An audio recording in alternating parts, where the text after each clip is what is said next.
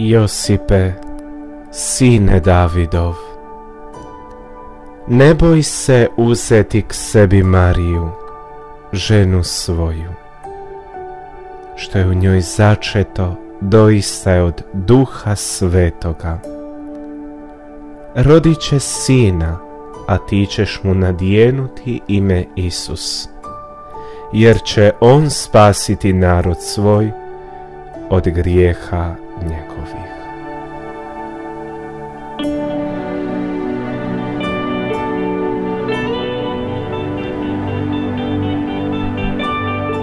Kako je gotovo tragično danas u ovom vremenu u kojem mi živimo, nalazimo se, mičemo se i jesmo,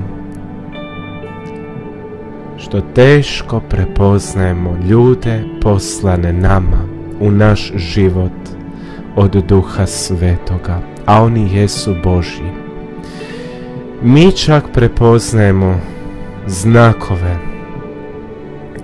njihove prisutnosti, mi prepoznajemo tko su oni, mi prepoznajemo čak da su to oni, ali mi kao da se bojimo, volimo se nekako distancirati, udaljiti od njih, jer ne prepoznajemo da su oni od Duha Svetoga.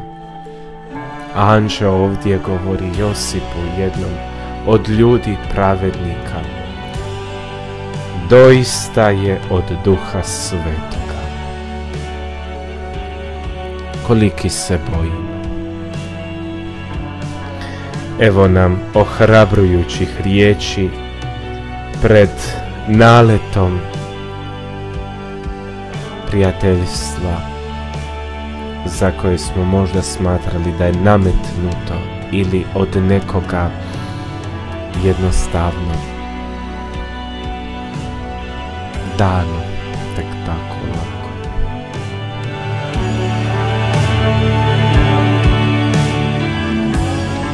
Preljubljeni u Kristu, molite. Molite se istinski svaki put kad vam pružam, kad vam dajem te molitve, molim te molitve. Daje vam u nadi, u snazi Duha Svetoga da ih molite. Da budete jednostavno obogaćeni snagom te molitve.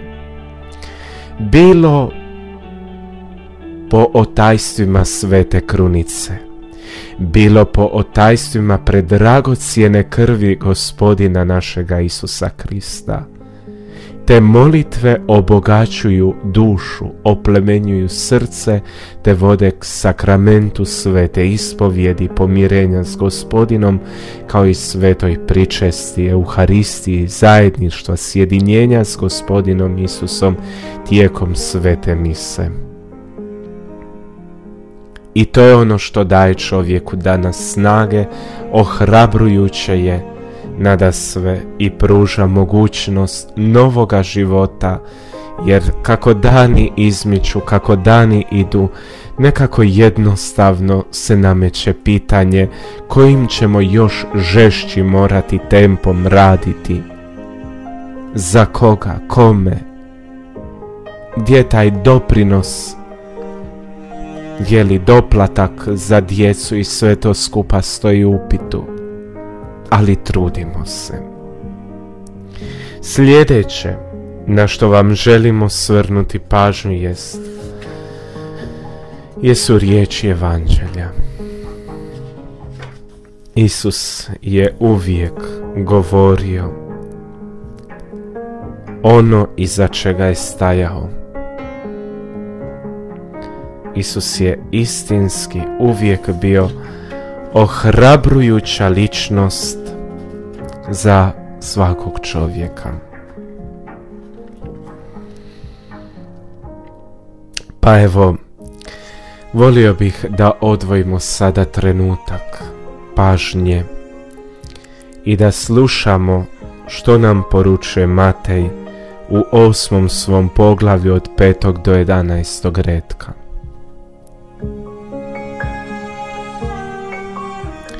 U ono vrijeme kad Isus uđe u Kafarnaum, pristupi mu satnik, pa ga zamoli: Gospodine, sluga mi leži kod kuće uzet u strašnim mukama. Kaže mu: ja ću doći izliječiti ga. Odgovori satnik: Gospodine, nisam dostojan da uđeš pod krov moj, nego samo reci riječ i izliječen će biti sluga moj. Da ja, premda sam čovjek pod vlašću, imam pod sobom vojnike, pa reknem jednomu: idi, i ode, drugomu: doći, i dođe, a sluzi svomu: čini to, i učini. Čuvši to, zadivi se Isus i reče onima koji su išli za njim: zaista kažem vam, ni u koga u Izraelu ne nađoh tolike vjere. A kažem vam, mnogi će s istoka i zapada doći i sjesti za stol s Abrahamom, Izakom i Jakovom u kraljevstvu nebeskom. Preljubljeni u Kristu, zastanite kratko u tišini radi braće i prijatelja svojih, radi doma Gospodina Boga svoga.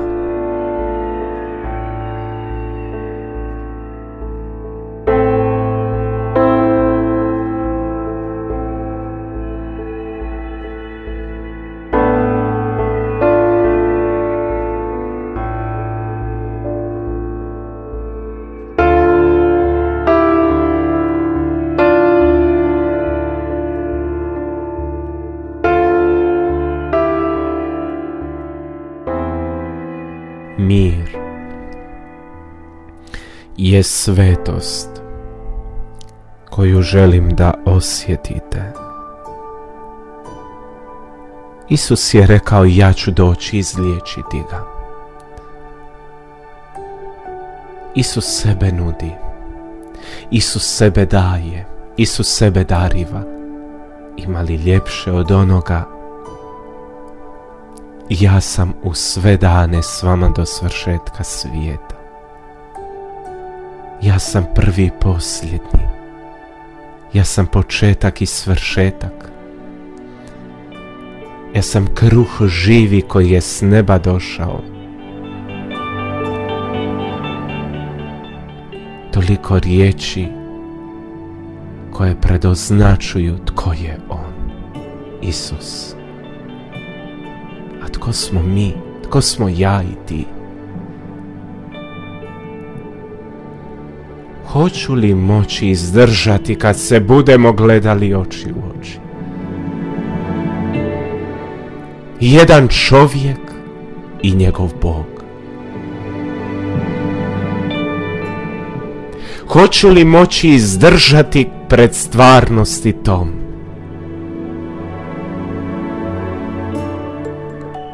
Pred Bogom koji sve zna, koji vidi moju grešnost, moju slabost, moju tromost, moju lijenost.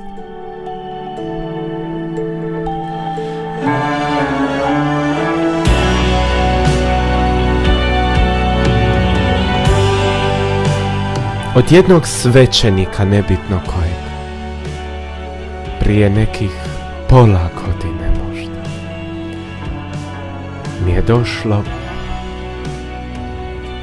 do mojih ušiju kako zamjera da jedan običan čovjek koji nije ni svećenik, nije ni redovnik, nije ni pa ništa onako klerikalnoga vida, ako bi se to tako moglo reći, kako crkva drži, jer odvajaju se klerici od laika, a koliko je to dobro pitanje. Kako mi zamjera, to sam vam htio reći, jednom takvom čovjeku običnom, neklasificiranom. Nošenje jedne obične bijele halje.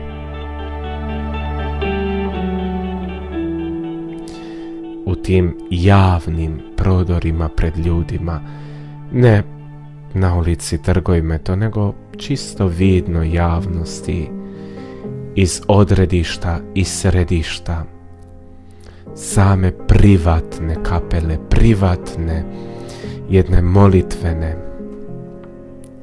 jednog molitvenog svog kutka, gdje se događa susret i čovjeka i Boga, ako vjerujemo u ono što jest molitva. A meni već zadnja 2 dana, da vam iskren budem, padaju sljedeće riječi na pamet. One su iz Evanđelja. Vi ćete ih moći pronaći. Ne znam točno koji redak, ne znam točno koje Evanđelje, ali sjetit ćete se vi toga.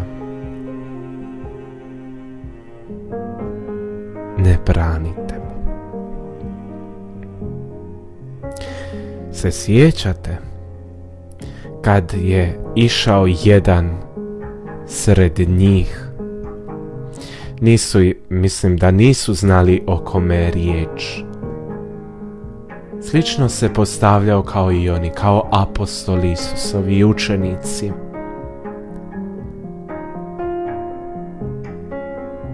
A Isus im je jasno dao do znanja da je jedan i taj koji njih slijedi od njih.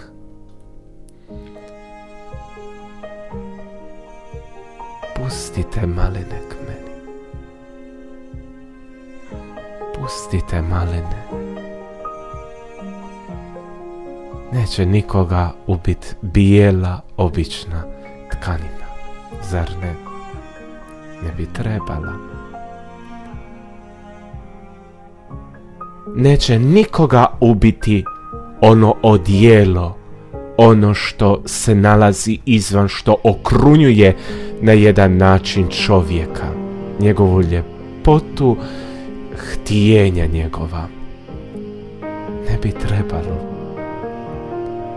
Neće nikoga ubiti to, jer sve što ubija izlazi iz duše, iz tijela, izlazi iznutrine čovjekove. O tome se radi. Dakle, ono izvana unutra ne ubija koliko iznutra navan. I to je bitno razlikovati. To je bitno prepoznati. Ja ću doći izliječiti ga. Tko si pak ti? On mu se već obraća: Gospodine, već zna o kome je riječ. Već je shvatio, već je spoznao satnik. A mi u svakodnevnim sitnicama i pred ljudima, još više pred samima sobom, jesmo li svjesni toga? Jesmo li doprli do toga da mi možemo u tim i po tim trenucima spoznati tko je tada s nama i kako se postaviti prema tom Gospodinu? Kažu često ljudi jedni drugima u zadnje vrijeme Gospodin, ali samo je jedan na nebu. Gospodin. Jedan je Otac, jedan je Učitelj, jedan trojstven u svojoj biti, jedinstven u svom trojstvu, ali je jedan.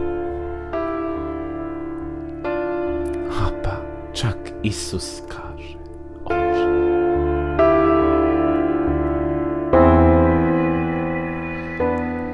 Nismo dostojni. Mi nismo dostojni toga da on uđe i prebiva još ove noći s nama. Mi možda nismo dostojni poruka jednih od drugih. I na to bih se sada volio osvrnuti. Možda nismo dostojni da stigne, rekao bih, poruka od onih koji su istinski dublje i dublje u Bogu.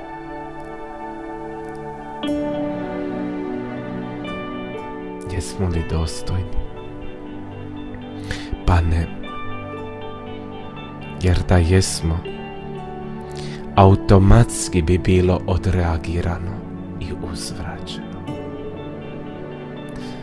To je ono što boli. To je ono što cijepa. To nije dramatiziranje, drama, kako neki vole reći. Kraljevina drame, ne. To je stvarno srca i života. I onda se pitaš tko smo mi u biti. Jesmo li vrijedni uopće takvog znaka pažnje? Odnosno, tko smo kad nešto takvo tako teško dopire do nas?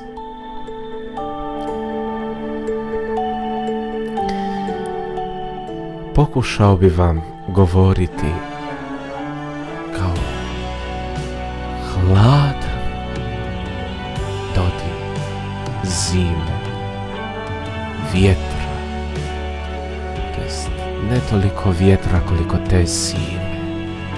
Da, znate ta hladnoća kad dođe sad u ove dane, pa onda malo sebe, malo grize, reklo bi se kod nas. Grize. Ali to ne možeš ne osjetiti. I to se pamti.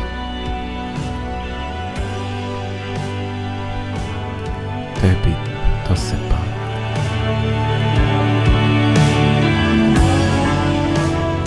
Jer svako godišnje doba ima svoje nešto po čemu će se pamtiti.